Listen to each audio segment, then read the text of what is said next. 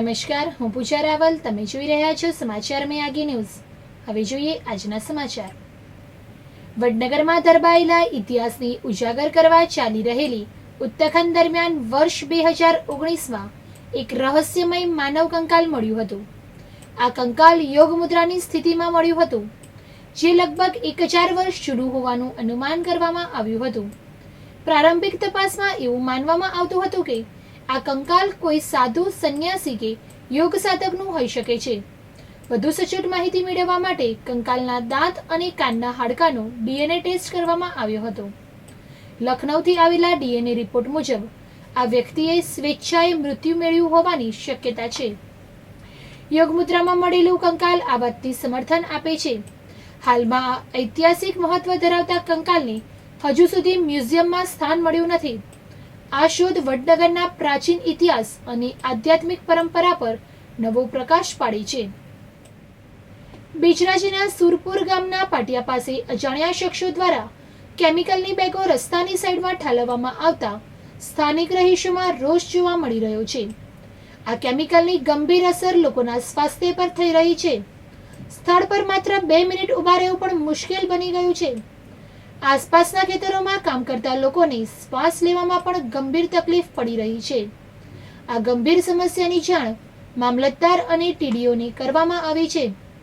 એફએસએલની team ઘટના સ્થળે પહોંચીને કેમિકલના સેમ્પલ એકત્ર કર્યા છે. બેચરાજી પોલીસે સ્થળની મુલાકાત લઈને પંચનામાની કાર્યવાહી શરૂ કરી છે. આ કેમિકલ માફિયાઓની બેફામ પ્રવૃત્તિથી સ્થાનિક લોકોમાં ભારે રોષ જોવા મળી રહ્યો છે.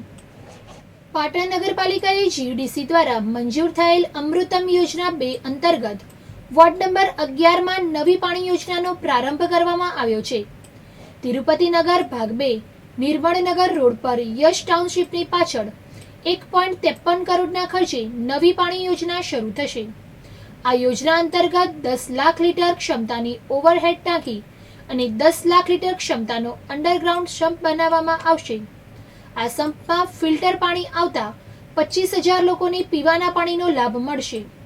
કાર્યક્રમમાં ભાજપના પૂર્વ મહામંત્રી કેસી પટેલ, પાટણ શહેર ભાજપ પ્રમુખ હર્ષ પટેલ, પૂર્વ પ્રમુખ કિશોર મહેશ્વરી, પક્ષના નેતા દશરથ ઠાકોર તેમજ નગરપાલિકા કોર્પોરેટર દેવચંદ પટેલ, જયેશ પટેલ તેમજ શાંતિબેન પટેલ ઉપસ્થિત રહ્યા હતા. સમીના દૂધખા ગામના યુવકે 10 દિવસ પહેલા પ્રેમ લગ્ન કર્યા હતા. યુવક યુવતી બંને જણા ત્યારથી ગામમાં આવ્યા ન હતા. યુવતીના પરિવારજનોએ યુવકના ભાઈને રોકીને પૂછપરછ કરી હતી. તેઓ યુવતીની શોધખોળ માટે વિરમગામ જઈ રહ્યા હતા. આ દરમિયાન યુવતીના પરિવારજનો અન્ય લોકોએ લાકડી અને ધારિયા વડે હુમલો કર્યો હતો. બંને પક્ષના કુલ 6 લોકોને ઈજાઓ થઈ હતી. ઘાયલોને પ્રથમ સમી અને પછી પાટણની ધારપુર સિવિલ હોસ્પિટલમાં સારવાર માટે ખસેડવામાં આવ્યા છે. આ મામલે બંને પક્ષે સામે સામે ફરિયાદો નોંધાઈ છે. વિસનગર નગરપાલિકાએ શહેરને પ્લાસ્ટિક મુક્ત બનાવવાનું અભિયાન હાથ ધર્યું છે. પાલિકાના સ્વચ્છતા વિભાગે ગૌરવ પથથી રેલવે સર્કલ સુધીના વિસ્તારમાં તપાસ હાથ ધરી હતી. તે દરમિયાન અલગ અલગ દુકાનોમાંથી કુલ 115 કિલો પ્રતિબંધિત પ્લાસ્ટિક જપ્ત કરવામાં આવ્યું છે. આ દુકાનોમાં Shrinathji plastic, Bhagyalakshmi enterprise, Gandhi plastic, Shriram disposable plastic અને ઉષ્મા પ્લાસ્ટિકનો સમાવેશ થાય છે. સ્થળ પર જ દુકાનદારો પાસેથી કુલ 17,100 રૂપિયાનો દંડ વસૂલ કરવામાં આવ્યો છે.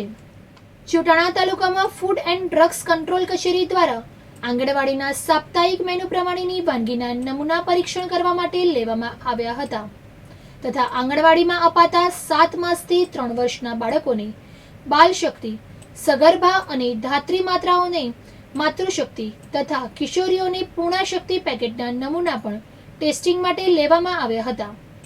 આંગણવાડીમાં બનતા સવારના ગરમ નાસ્તા તથા બપોરના ગરમ નાસ્તામાં વપરાતા સત્વ આટા તથા ફોર્ટિફાઈડ ચોખા, ફોર્ટિફાઈડ તેલના નમૂના પણ લેવામાં આવેલા, જેથી તે ખાદ્ય પદાર્થના સેમ્પલના સર્ટી આવ્યાથી લાભાર્થીમાં આંગણવાડીના ટેક હોમ રાશન પેકેટ અને બાળકોના ખોરાક આરોગ્ય દ્રષ્ટિએ ખૂબ સરસ છે તેવી જાગૃતતા કેળવી શકાય. આંગણવાડી કાર્યકર બહેનો દ્વારા સાપ્તાહિક વાર પ્રમાણે બંને નાસ્તા મેનુ મુજબ સરસ રીતે રજૂ કરવામાં આવેલ હતા.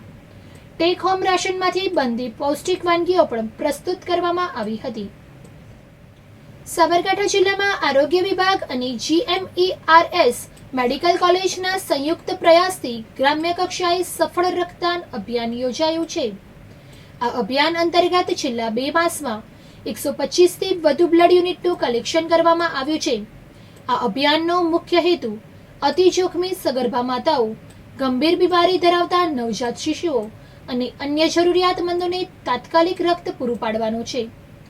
આ માટે જિલ્લાના તમામ સામૂહિક આરોગ્ય કેન્દ્રો ખાતે રક્તદાન કેમ્પનું આયોજન કરવામાં આવ્યું. બહુચરાજી ખાતે દર વર્ષે પરંપરાગત ચૈત્રી પૂનમનો મેળો યોજાય છે.